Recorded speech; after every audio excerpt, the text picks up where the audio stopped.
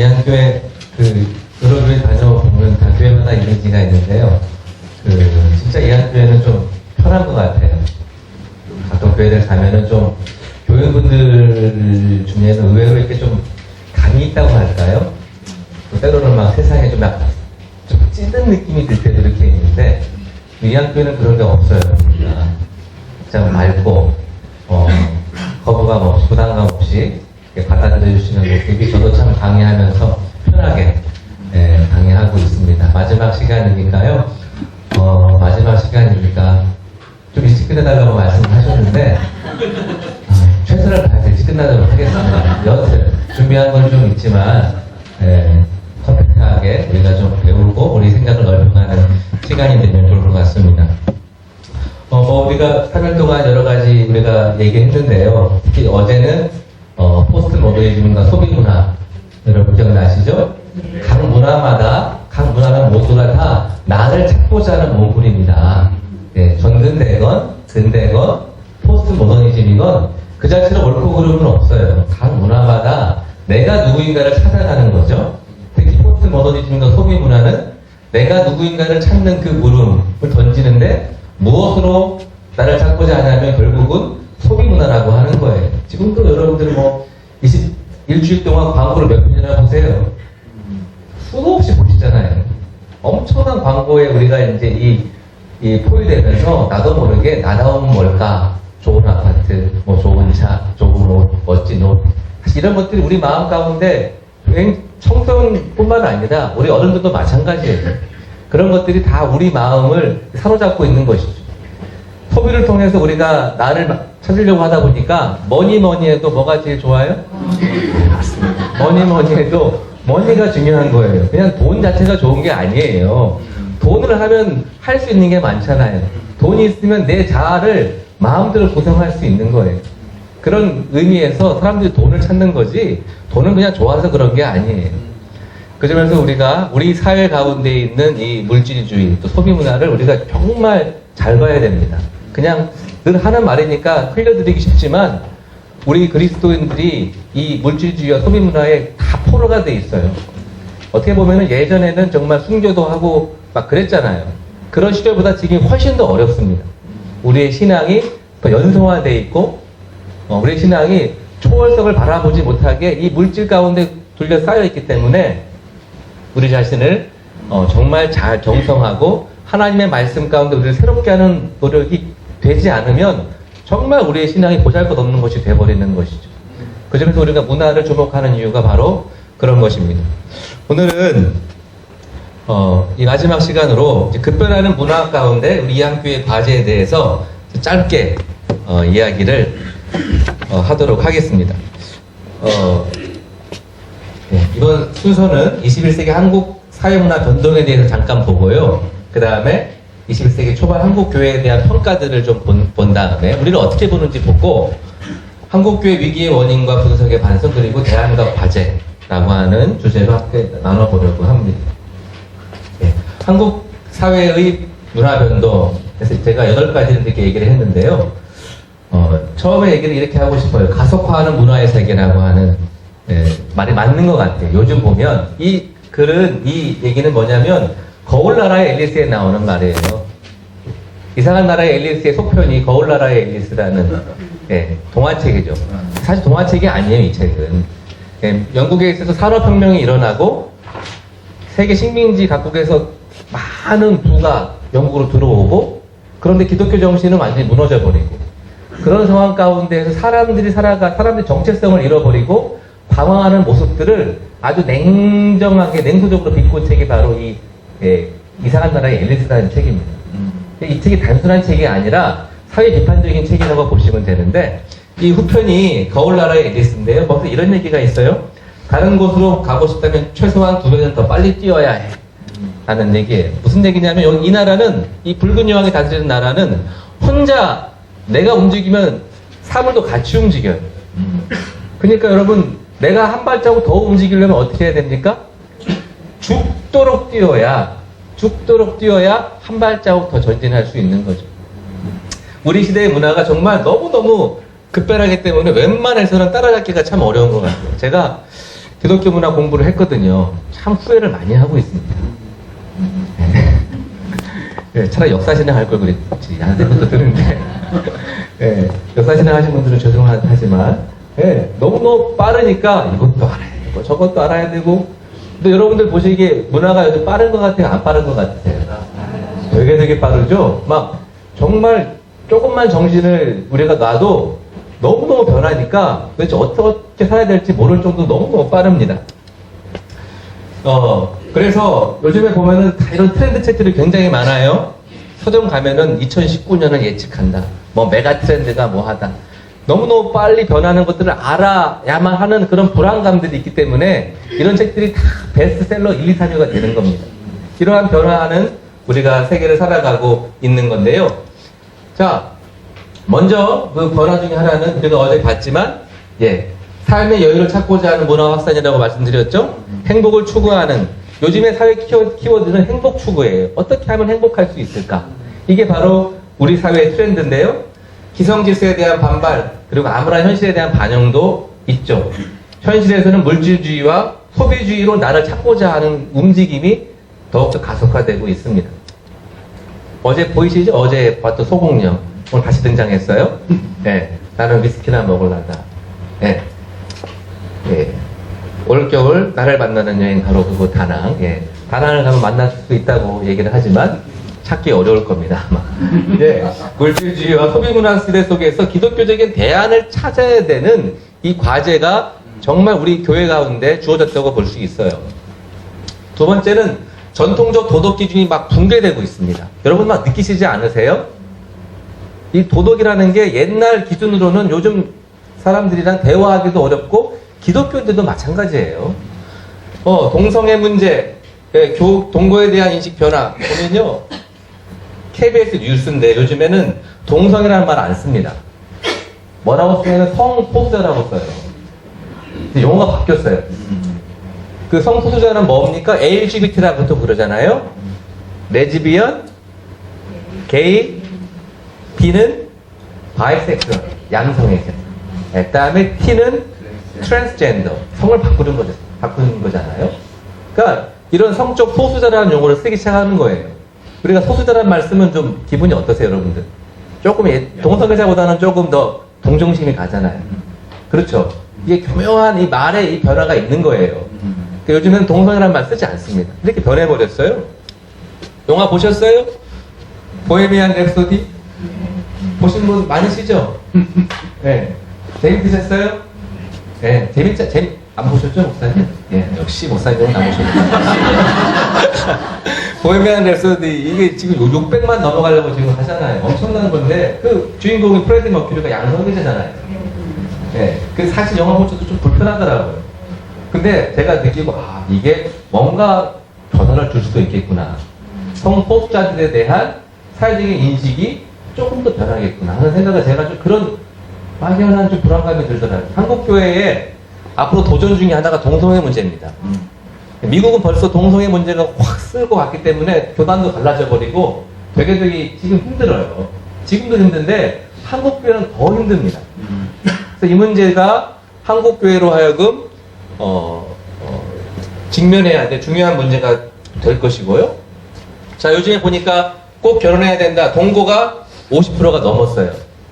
예전에는 상상도 할 수 없는 상황인데 요즘은 동거에 대해서도 사람들은 이제 별 거부감이 없는 거죠. 뭐 결혼하기도 힘들고 집도 장만하기 어려우니까 그렇다는 얘기도 있지만 전통적인 도덕이 완전히 붕괴되고 있기 때문에 이 사회 속에서 교회가 어떠한 이야기를 할 수 있을 것인가, 교회가 어떠한 사회적인 윤리를 제시할 수 있을 것인가 역시 우리의 중요한 과제라고 볼 수 있습니다.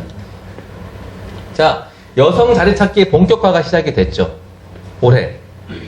자, 여러분들 아실 거예요? 젠더 이슈의 가속화.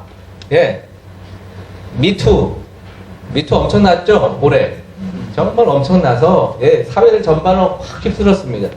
올해 사회 트렌드 중에 하나가 여러분, 82년생 김지영 읽어보셨어요? 역시 이한교회는 상당히 높으십니다. 이 82년 김지영이라는 책이 페미니즘을 확 이렇게 불을 점화시킨 책 중에 하나잖아요. 올해 서점가 최고의 히트가 페미니즘 책이에요.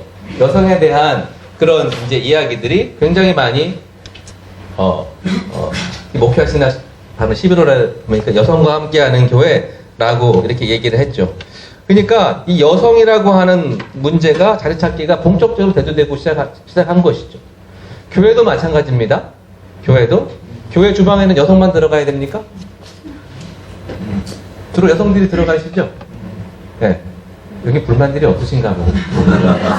제가 평화를 주러 온 것이 아니라 불 던지러 왔습니다. 교회 주차는 남자만 해야 됩니까?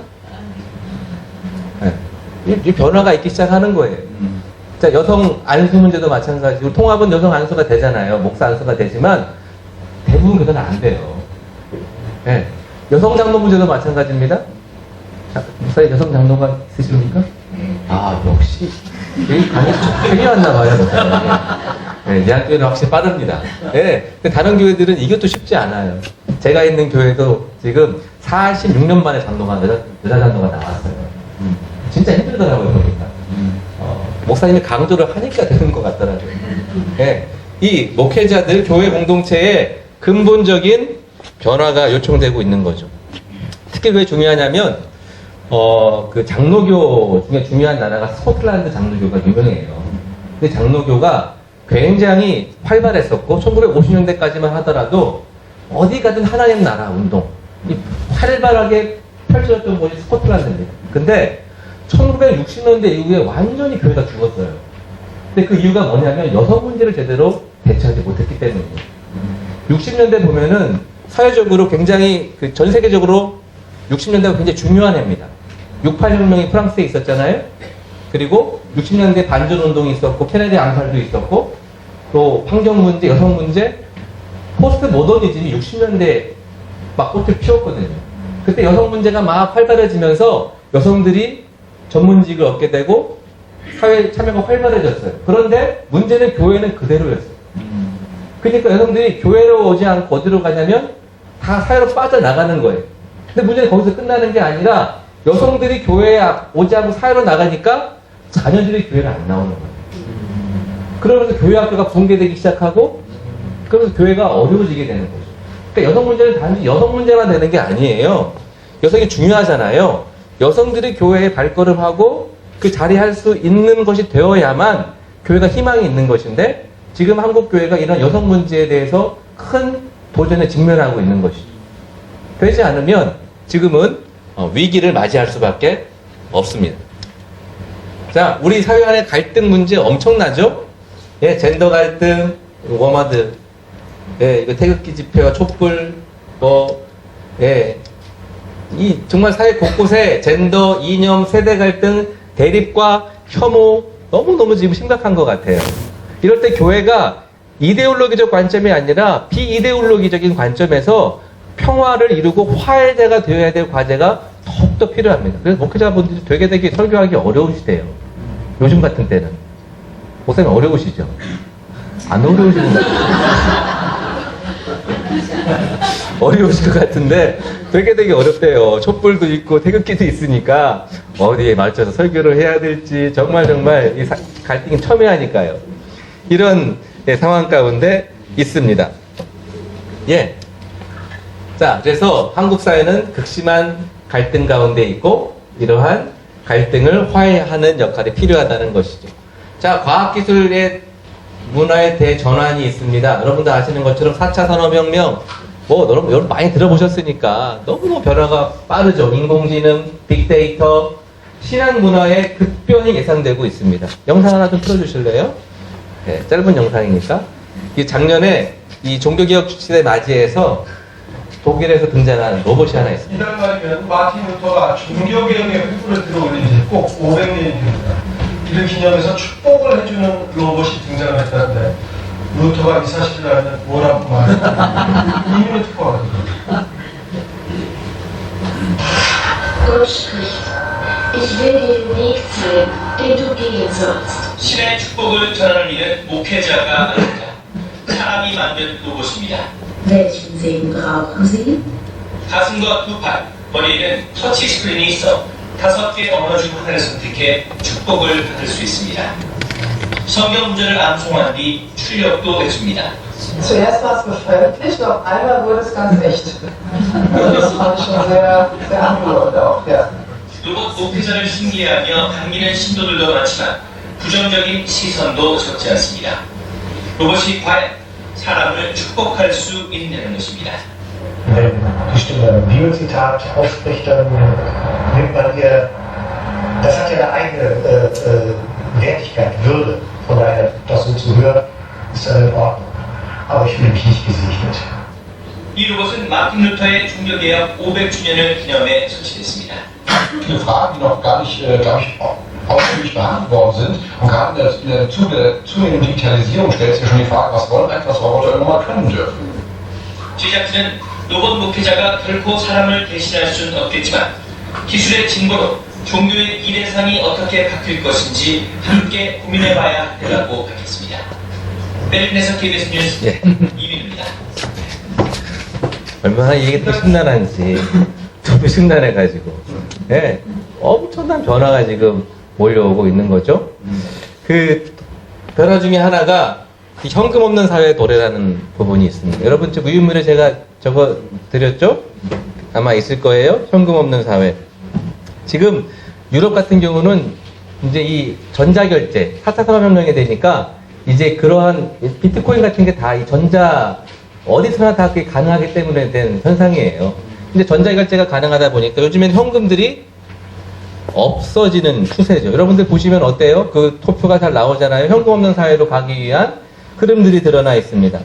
그래서 요즘 중국에 가면은요, 거지들도 다 스마트폰으로 그걸 하잖아요.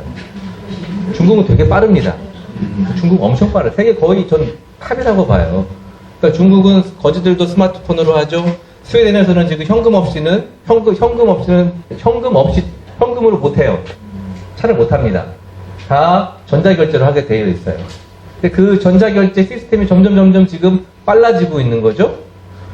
우리나라도 마찬가지일 겁니다, 아마. 현금 없는 사회가 곧 도래하게 될 거예요. 그러면 어떤 문제가 생길 거냐? 자, 그래서 요즘에는요, 그 스웨덴에서는 강도가 은행에 들어갔다가 빈손으로 나왔대요. 현금이 없어가지고. 스웨덴 은행 절반의 현금이 없어요. 그 정도입니다. 그래서 지금, 영국 성공회 같은 경우는 뭐냐? 현금 없는 기술을 도입 중에 있어요, 지금. 16,000개, 교회가. 자, 보면, 왼쪽에 보시면 지금 이게 성공회 다 여기인데요. 지금 현금 없는 사회가 되니까 현금을 할 때 카드로 하는 거예요, 이제. 목사님, 그때 이제 곧 옵니다. 네, 이제 바구니 돌리는 시기가 옛날로 갈 수도 있어요. 바구니 돌려야 헌금하는 맛이 있는데. 그러면 딱 집어 넣어야 헌금하는 그 느낌이 오는데, 여러분 그걸 고집을 하셔야 될까요? 아니면은 도입을 해야 될까요? 어떨 것 같으세요? 도입해야 된다. 한번 들어보실래요? 벌써 손 드시는군요. 네, 처음에는 이상할 것 같아요. 근데 이런 시대가 금방 올 겁니다. 기술의 진보는 막기가 되게 어려워요. 사실 개신교회는 기술 진보를 굉장히 빠르게 받아들인 곳입니다. 그 종교개혁이 일어날 수 있었던 까닭이 윤세들의 발달을 개신교회가 받아들였기 때문에 그게 성공할 수 있었거든요. 그 점에서 우리가 신학과 과학과의 관계 설정이 또 중요한 도전, 과제로 들어오고 있게 되는 것이죠. 젊은 사람들은 특히 현금 같은 거를 가지고 다니지 않을 테니까 말이죠. 네, 그 다음에 중요한 게 바로, 제일 중요한 것 중에 하나가 바로 후기 세속화 시대의 도래라는 겁니다. 어려운 말인데요. 뭐 쉽게 말씀을 드리면, 세속화 시대가 오면, 그러니까 과학이 발달하고, 이성이 발달하면 종교는 다 없어질 줄 알았어요, 사람들이. 다 그런 생각들을 갖잖아요. 과학화되면 사람들이 신을 찾겠어? 그런 생각들을 가졌던 게 바로 세속화론이라고 하는 것입니다. 그래서 종교는 어디로 들어간다? 골방으로 들어간다. 개인이 그냥 하는 거지. 공적인 자리에서는 종교는 없어질 거라고 생각을 했어요. 그러나 21세기 들어서도 종교는 굉장한 영향력을 끼치고 있습니다. 우리가 생각하는 것 이상으로. 자, 뭐냐면 인구가 증가하고 있어요. 네. 1970년대와 2005년도에 보시면 종교가 다 늘었죠? 2억에서 불교는 3억, 그리스도인은 12억에서 1억으로 다 늘고 있습니다, 지금. 종교가 그렇게 만만치 않다는 거예요. 예. 그래서 종교라는 요소를 염두에 하지 않고는 설명 불가능한 게 있어요. IS. 여러분 기억나세요, IS? 이게 아주 파괴적인 영향력의 부정적인 예지만 종교라는 것은 절대로 없어지지 않고 사람들에게 강력한 영향을 끼치고 있습니다. 지금 또 마찬가지죠. 그래서 여기 SBNR이라고 얘기를 드렸는데요. 자, 요즘에 굉장히 유행하는 용어예요. Spiritual but not religious. 이게 무슨 뜻일까요? 영적이에요. 그런데 어때요? 종교적이지는 않아요. 이게 무슨 뜻이냐면, 자, 보시면, 여기 보면은 템플스테이예요. 네, 여기 가운데 있는 인물이 누구냐면, 아시는 분도 계실 거예요.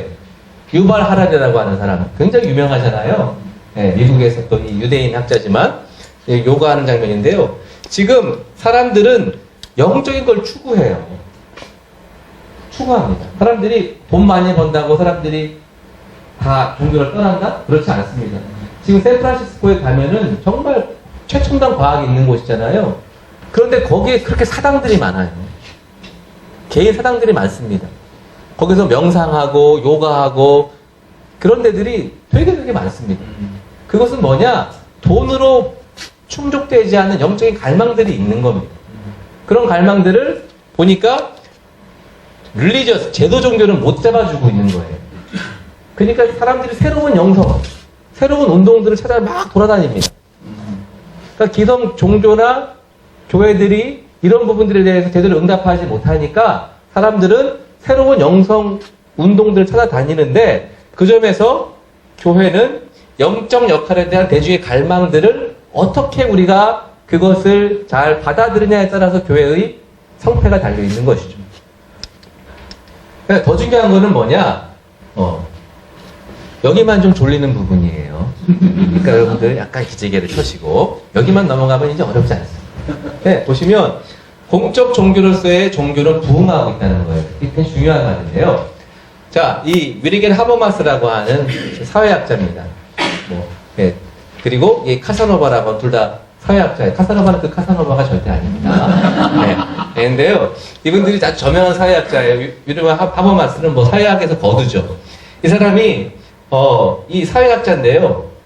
세속화 시대 이후에 종교적 신념들과 제도들이 서구 사회 주변국에서 새로운 공적 가시성을 드러내기 시작했다. 무슨 말이냐면 서구가 정말 발달했지만 소비 문화와 물질주의를 극복할 수 있는 길은 없어요, 보니까. 그 점을 어떻게 극복할 수 있을까 보니까 결국은 종교밖에는, 특히 기독교밖에는 이게 답이 없다는 것을 깨닫기 시작을 한 거예요.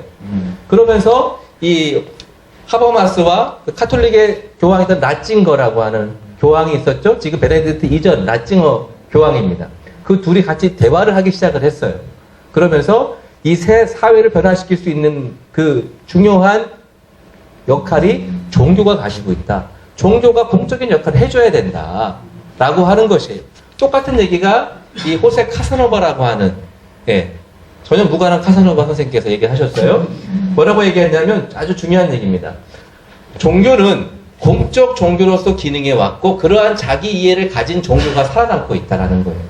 그러니까 종교가 그냥 개인적으로 기도만 하고 그냥 이렇게 교회 안에 머무는 그런 종교들은 안 된다는 거예요. 어떤 종교가 부흥하느냐? 그 사회에 영향력을 미치는 종교가 되는 거예요. 가령 복음이 전해져요. 복음이 전해지면 사람들이 성경을 봐야 되니까 어떻게 돼요? 성경을 봐야 되니까 글을 읽어야 돼요.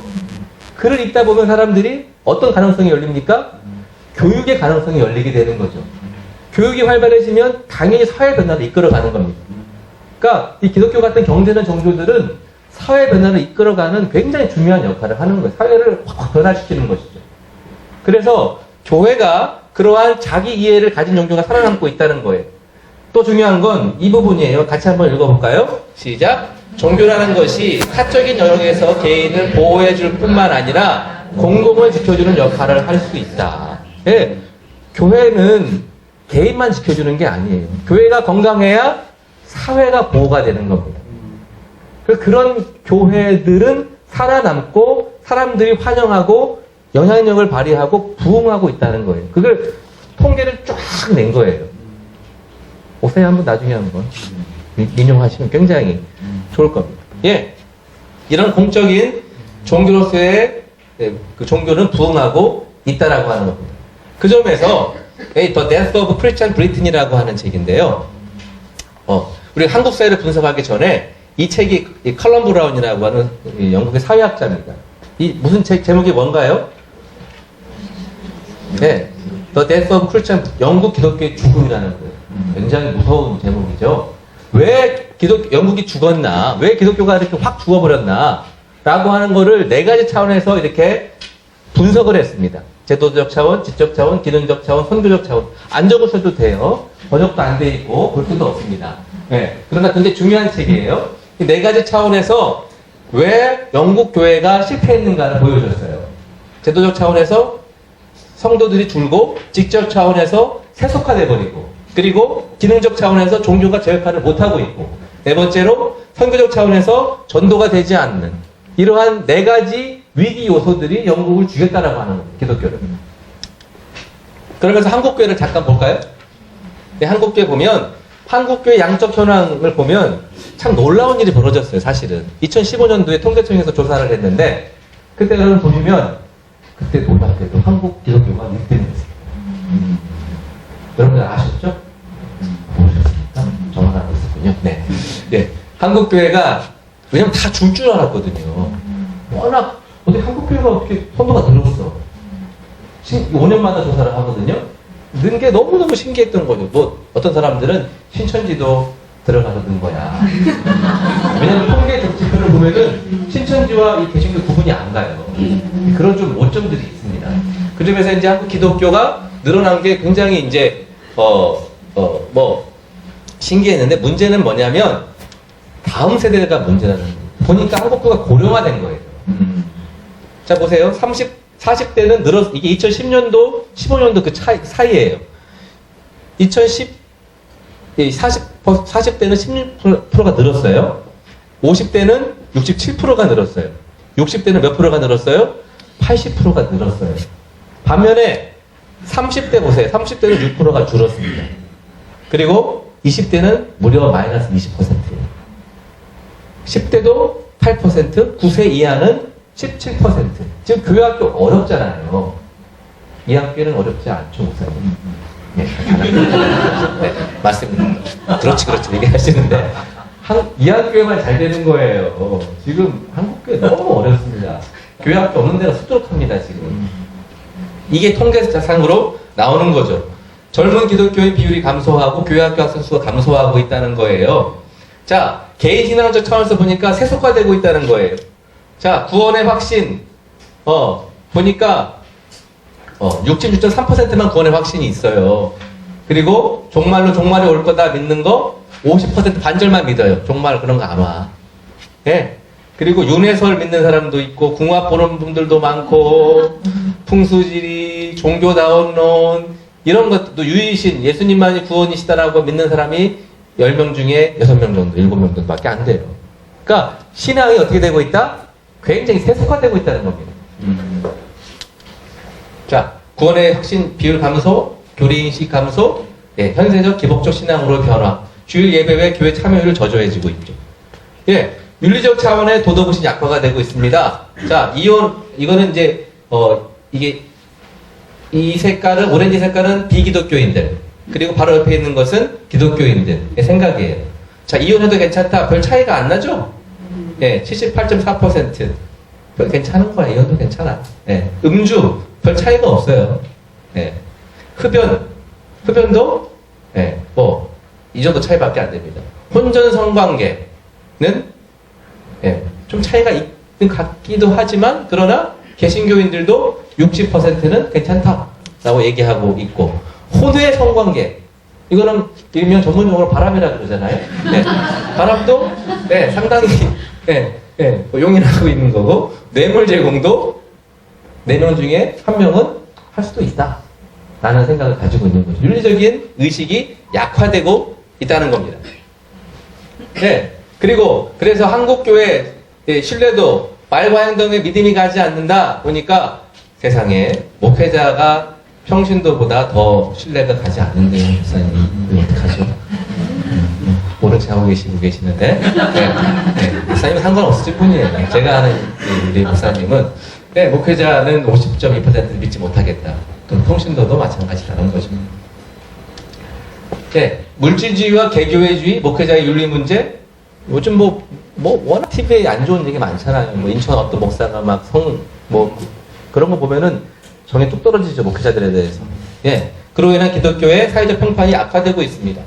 자, 교회 불신, 예, 우리가 익히 알고 있는 것처럼, 예, 사회적 역사가 증가되고 있는가? 예, 지도자의 자질이 우수한가? 대부분 생각하고 있지 않은 거죠.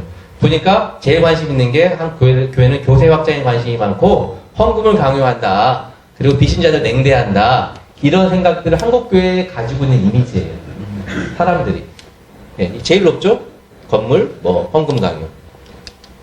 예, 그래서 본연의 기능, 다른 종교에 비해 종교 본연의 기능이 취약하게 인식하고 목회자의 사리사욕, 개교회주의, 목회자의 윤리 문제. 그렇습니다. 안티기독교의 조직화되고 기독교의 부정적 여론이 확산되고 있는 것이죠. 기능적 편에서 보니까 교회 안팎 공공성의 위기가 있어요. 이것만 보시면 돼요. 사실은 개신교가 제일 열심히 합니다, 여러분. 한국 종교 중에 개신교만큼 열심히 사회봉사하는 데가 없어요. 근데 문제는 뭐냐면요. 우리는 교회 출석 교인들은 그래 10명 중에 반절은 한국 교회는 열심히 하지 생각하고 있어요. 우리 교회 열심히 하지 믿는데 인근 교회 지역 봉사활동을 비기독교인들 어떻게 보느냐? 10명 중에 2명도 안 되는 1.3명만이 그 교회 봉사하나 봐. 한 명만 생각하고 있는 1.3명만. 그러니까 교회에 대해서 교회는 지들만 먹고 사는 곳이야 라는 인식이 강하다라고 하는 겁니다. 활발한 교회 활동을 하고 있음에도 불구하고 봉사활동을 하고 있음에도 불구하고 지역사회에 교회 지역 봉사활동 비인지가 되고 있고 교회 공공성, 그 교회가 다 전도하려고 교회 성장하려고 하는 거지 진짜 진실한 마음으로 하겠어? 이런 생각들이 팽배하다라고 하는 겁니다. 한국 사회 정의와 평화를 위한 교회의 책임이 방기되고 있다는 것이죠. 위기감이 있는 것이죠. 그 국내 선교, 가난한 성도 증가, 디처치드 피플. 가난한 선교 말씀드렸죠? 안 나가 교인에 네, 반대만이 가난이에요. 네. 신앙은 있는데 교회 안 나가고 싶은 거예요. 따로따로 그냥 모여서 예배해요. 카페에서 예배드리고 난 교회 제도교회 싫다 이거예요. 그런 청년들이 굉장히 늘어나고 있습니다. 젊은 사람들이 교회 안 나가려고 그래요. 이한교회는 안 그렇지만 그렇습니다. 예, 그래서 이런 교계의 이 축소가 해외 선교에도 당연히 영향을 미치고 선교사 간의 견제, 중복 투자 우려 이런 것들이 펼쳐지고 있죠. 그래서 한국 담론적 차원에서 위기라는 거예요. 한국 교회에 대한 이 부정적인 이미지들이 보니까 특히 목회자의 언행 이와 같은 것들이 한국 교회들의 부정적인 영향을 미치는데 굉장히 중요한 역할을 끼치고요. 제일 보니까 주변 교인들의 언행을 보고 교회를 판단한다는 거예요. 사람들은 목회자, 교인 둘밖에 없습니다. 사실 교회. 예. 그리고 매스컴보다도 마찬가지고요. 이 점에서 언론의 60.6% 그러니까 언론 보도에서 이 교회 부정적인 얘기가 나오면 사실 다 검증해봐야 됩니다. 사실은 아닌 경우도 많아요. 근데 60.6%는 그게 사실을 그냥 믿어요. 교회가 그렇지 라는 생각을 가지고 있다는 겁니다. 그 점에서 여러분 담론적 차원에서 보면 참 재밌어요. 자, 1960년대 70년대 보면 이 한국교회 담론을 잘 볼 수 있는 건데요. 사회를 계몽하는 기독교였어요. 초반부에는 60년, 70년대 별들의 고향 이런 보셨어요? 보신 분 계세요? 별들의 고향? 이장호 감독의 별들의 신성현 씨가 찍은 영화 별들의 고향이잖아요. 그때는 기독교가 사회를 계몽하는 곳이었습니다. 제가 첫 장면을 보고 왔는데요. 세상에 첫 장면이 교회 선거 가는 장면이에요. 그 주인공들이 한때는 다 선거 가면서 요셉이었고 마리아였어요. 근데 사회가 막 산업화되니까 막 사람들이 막 정체성을 잃어버리고 혼돈을 가지는데 그 별들이 돌아갈 고향이 어디예요? 교회였어요, 교회. 네, 이 교회라고 하면 굉장히 중요한 이미지를 가지고 있었는데 시간이 지나면서 어떻게 됩니까? 예, 나중에 이제 교회가 막 성장했을 때 투캅스, 예, 친절한 금자씨, 너나 잘하세요. 여러분 아시죠? 네, 다 교회에 하는 말입니다. 너나 잘해라. 이 교회가 신성성을 잃은 풍자의 대상이 되고 놀림과 조롱의 대상이 되어버린 것이 현실이라는 거예요. 예, 이러한 것들이 결과적으로 한국교회 위기, 제일 중요한 수치가 이겁니다. 2017년도에 조사를 했는데요. 51.2%가 교회를 신뢰하지 않는다고 나왔어요. 그러니까 2명 중에 1명은 한국교회 신뢰하지 않는다고 나타나는 겁니다. 네, 이러한 한국교회의 현실을 우리가 볼 수 있게 되는 것이죠. 자, 그러면 어떻게 우리가 해야 될 것인가라고 하는 부분들로 이제 해야만 끝날 것 같아요, 목사님. 네, 그렇죠. 자, 한국교회의 위기, 다음 세대 급격한 탈교회화가 지금 그래서 벌어지고 있는 겁니다. 개신교는 왜 홀로 쇠퇴하고 있는가? 예. 그럼 어떻게 우리가 할 수 있을까요? 결국은 한국교회는 담론 전쟁에서 지고 있는 겁니다. 이미지 전쟁에서 지고 있는 거예요. 이미지가 이런데 지면 한국 사람들이, 우리 시민들이 교회 발걸음하지 않는다는 거죠. 근데 여러분, 이미지는요, 그냥 지른다고 되는 게 아니에요. 실체가 있어야 이미지가 나오는 거 아니에요? 그렇죠. 진짜 한국 교회가 그 이미지에 맞는 실체가 있을 때 그 이미지를 만들어내고 담론전에서 이길 수 있는 것이죠. 그 점에서 뭐냐, 제일 중요한 건 바로 신앙적 토대를 분명히 해야 됩니다. 제일 중요한 것이죠. 우리의 가치관과 세계관을 분명히 해야 된다는 겁니다. 신앙의 열매는 문화라는 열매로 신앙이라는 뿌리는, 제가 잘못 적었어요. 문화라는 열매로 나타납니다. 여러분, 자, 저를 보세요. 신앙이라고 하는 건 여러분 볼 수가 있어요, 없어요? 신앙 볼 수 있을까요, 없을까요? 못 봐요. 왠지 아세요? 신앙은 뿌리예요. 내 마음에 심기는 겁니다. 마음 쭉 깃는 거예요. 그 신앙이 싹을 틔우고 자라요. 꽃을 피워요. 열매를 맺어요. 그게 문화라는 거예요, 문화. 그러니까 문화가 병들었어요. 지금 우리나라의 문화가 지금 병들고 있다면, 소비주의, 물질주의, 물신숭배, 이 문화가 병들어 있는 건 뭐가 문제인 거예요? 결국 신앙이 지금 썩어 있다는 겁니다. 신앙이 지금 제대로 되기는 못하고 있다는 거예요. 자꾸 내 신앙을 보여주려고 그래요. 봐봐, 우리 원래는 안 그래. 우리 교회 원래 그런 데 아니야. 바리새인 되는 겁니다. 내 신앙을 자꾸 보여주려고 하면 그때부터 바리새인 되는 거예요. 신앙은 절대 보여줄 수 없어요. 문화라고 하는 것을 통해서 신앙은 드러나게 되는 겁니다. 그러니까 지금 20%가 넘는 한국 사람들이 신앙을 고백하면서도 우리 사회의 문화가 병들어 있다면 우리의 신앙이 병들어 있는 것이죠. 가장 극단적인 경우가 바로 세월호예요. 네, 우리 사회의 이 물질 문화의 그 극단적인 이 죽음의 문화, 사람의 이 인명을 돈으로 바꿔버리는 거 아니에요. 결국 배라고 하는 그 온갖 부패와 문화들이 집결된 게 세월호 사건이라고 저는 보여지는데, 자, 그런 것들 통해서 우리가 보면 이 신앙의 위기, 교회의 위기를 정말 우리가 냉정하게 반성해 봐야 됩니다. 그 점에서 신앙의 정체성을 바르게 해야 된다는 것이죠. 두 번째로, 문화적으로 소통해야 됩니다. 제가 5분 안에 끝내겠습니다. 예, 교회 간 소통, 제가 말씀 강조 많이 드렸죠? 세대 간 소통을 이룰 수 있어야 됩니다. 문화와 복음을 동일시해서는 안 되고요. 교회 간 세대들이 서로 열린 마음으로 인정해 줄 수 있는 곳이 되어야 우리가 밖에 소통할 수 있어요. 우리도 소통 못 하는데 어떻게 밖이랑 소통을 할 수 있겠습니까? 시대 정신과 소통해야 개토가 되지 않습니다. 개토라는 데가 이 고립된 것을 개토라고 얘기를 하죠. 지금 제가 아까 이 급속한 사회변화를 말씀드린 까닭은 교회가 그 시대 정신과 소통할 수 있어야 된다는 거예요.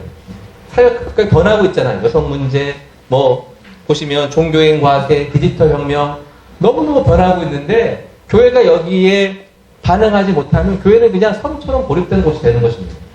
지금은 그냥 좋을지 모르지만 미래 세대들은 교회에 오지 않아요. 그 점에서 우리들은 이 사회와 소통할 수 있어야 됩니다. 문화전쟁은 안 된다. 문화전쟁. 예전에 다빈치 코드 논쟁이 있었어요. 한기총이 그래가지고 극장 상영하지 말라고 가처분했었는데 예수의 신성을 못 오겠다. 그리고 결국 기각됐죠. 레이디 가가 옛날에 공연됐을 때 막 기도했었는데요. 이게 외신에 보도가 됐어요. 뭐 저는 이걸 나쁘다고 하는 건 아니에요. 그럴 수 있어요. 그런데 이런 방식으로는 우리가 사회와 소통하기가 어렵습니다. 교회가 너무 이 대중문화에 대해서 우리가 너무나도 좀, 뭐라고 할까요? 수동적이고 방어적으로 하는 부분이 분명히 있어요. 이것도 참 오래 걸리는 얘기지만, 또 등장하셨네요. 네, 방탄소년단 등장했죠? 네, 저희들이 올해 했던 그 포럼이에요. 얼마 전에 저도 했었는데, 방탄, 어벤져스, 유튜브, 이런 문화적인 흐름들 속에서 우리들이 대중문화 속에서 볼 수 있는 게 참 많습니다. 같이 대화할 수 있어야 돼요. 대중들은 뭘 원하는지, 결국 진정성이라고 하는 것인데, 다 보면 진정성인데요. 여러분들 제가 아주 중요한 원리 하나, 이걸 꼭 제가 말씀드리고 싶어요. 자, 밑에 있는 부분 하나님께서 한번 읽어볼까요? 시작. 지으신 모든 것이 선함에 감사함으로 받으면 버릴 것이 없나니 하나님의 말씀과 기도로 거룩하여집니다. 예, 문화는 은총입니다. 참 우리에게 주신 하나의 축복이에요. 상상력의 산물이고. 그러니까 감사함으로 받으면 돼요. 그런데 문화는 동시에 죄의 영역이기 때문에 또 오염될 수도 있습니다. 그래서 뭐예요? 하나님의 말씀과 기도로 거룩하여질 대상이 또 문화이기도 한 것입니다. 그러니까 우리가 문화를 기본적으로 이렇게 대중문화를 너무 부정적으로만 보지는 마세요. 그 속에서 우리가 뭘 취할 것은 취하고 버릴 것은 버리는 그런 분별력 있는 자세가 우리에게 있어야 됩니다. 그래야 우리가 세상과 소통할 수 있다는 거예요. 예. 그리고 마지막으로 교회는 공공적 자기인식을 강화해야 됩니다. 아까 말씀드렸죠? 어떤 교회가 부흥한다? 공공적 자기인식을 하는 교회들은 부흥하고 환영받습니다. 예, 후기 세속화 시대에 한국 사회가 나아갈 방향을 한국 교회가 제시해 줘야 됩니다. 그 한목교회에서 조사한 결과 중에요. 한국 교회에 바라는 1등이 뭔지 아세요? 세상 사람들이? 저는 봉사인 줄 알았는데요. 1등이 제발 한국 사회가 나아갈 방향을 제시하라는 거예요. 이게 1위였습니다. 한국 교회에 바라는 거죠. 그러니까 지금 자기 정체성이 지금 없어요. 뭘 할지 모르겠어요, 지금. 그 상황에서 한국 교회는 한국 사회가 나아가야 될 반생명적이고 물질주의적이고 쾌락주의적인 문화를 극복할 수 있도록 도와줘야 됩니다. 그게 바로 복음이 가지고 있는 힘인 것이죠. 두 번째, 한국 교회는 공공성을 위한 플랫폼이 되어야 됩니다. 이게 올해 작년에 성공의 500주년을 맞이해서 성공의 500주년이 돼가지고 뭘 캐치프레이즈로 할까 봤더니 이거였어요. Us Intact, The Common Good. 공공성이라는 거예요. 네. 성공회가 영국 사회를 어떻게 변화시킬 수 있을까라고 하는 제일 핵심 주제가 바로 성공회의 주제가 The Common Good이라고 하는 것입니다. 그래서 Platform for the Common Good, 교회는 Common Good을 위한 플랫폼이 되어야 된다는 거예요. 굉장히 중요한 거, 이런 통찰이에요. 이건 독일 교회예요. 독일 교회 Du siehst mich라고 하는 이게 이제 그 하갈에 하나님이 나를 보신다는 그 뜻인데요. 독일 교회는 이 종교개혁 맞이해서 독일에 있는 이 디아코니 사회봉사의 핵심은 다 독일 교회가 대부분 합니다. 독일 교회의 그 독일 사회복지의 4분의 1이 교회가 담당하고 있어요. 그 정도로 독일 교회가 가지고 있는 역할을 우리가 볼 수 있는데요. 한국 교회도 역시 마찬가지라고 볼 수 있습니다. 가베에서 아우프가베로. 예. 가베라는 말이 은혜예요, 은혜. 선물. 우리가 다 은혜, 선물을 다 받았습니다. 근데 가베는 괜히 준 게 아니에요. 이 아우프가베라는 말은 이게 책무라는 뜻입니다. 책무는 선물에서 나왔어요. 선물. 책임은. 우리에게 선물을 주신 이유는 뭐냐면 책임을 가지고 섬기라고 우리에게 선물을 주신 것입니다. 우리의 신앙이 가베에서 아우프가베로 가는 그런 신앙이 되어야 되는 것입니다. 그 점에서 개교회주의를 넘어서야 됩니다. 여러분, 노원의 교회가 몇 개 있습니까? 노원구에? 갑자기 다운되시죠? 네. 서울의 교회가 몇 개 있습니까? 더 어려워지죠? 대한민국의 교회는? 네. 어렵지 않아요. 하나예요, 하나. 교회는 하나입니다. 네. 교회는 다 지체예요. 우리 이한교회만 잘 된다고 우리가 되는 게 아니에요. 옆에 교회가 아프면 우리도 아픈 겁니다. 옆에 교회가 잘 되면 나도 기쁜 것이고. 한국 교회가 개교회주의가 아니라 함께 모여서 연대하면서 사회를 섬길 수 있는 그런 연대의식, 교회는 하나다라고 하는 그러한 정신 속에서 우리가 교회의 공교회성을 확립하는 것이 매우 중요하다라고 하는 것이죠. 그리고 마지막으로 선교적 교회론으로 나가야 됩니다. 안에서 밖으로 나아가는 교회. 예, 그래서 교회는 그냥 말을 그냥 안에만 머무는 교회가 아니라 밖으로 나아가고 예, 세상을 변화시킬 수 있도록 우리 이양교회 열심히 잘하고 계시더라고요 보니까. 예, 우리 안에만 머물지 않고 이 지역을 변화시키는 또 미셔널 처치, 선교하는 교회로 변화되어야만 여러분 우리 이양교회를 통해서 세상에 생명을 주는 문화를 만들어가고 변화시킬 수 있는 그런 가능성이 열릴 거라고 저는 믿습니다. 네, 3주간 막 달려왔는데요. 네, 결국은 문화의 흐름들을 여러분들 보시게 될 겁니다. 우리 안에 소통을 이루고 우리 안에 소통을 통해서 세상과 소통하고 세상에 생명의 문화를 줄 수 있는 교회 될 때 우리 이한교회가 희망이 있을 줄로 믿습니다. 네. 여기까지 하게 마치겠습니다.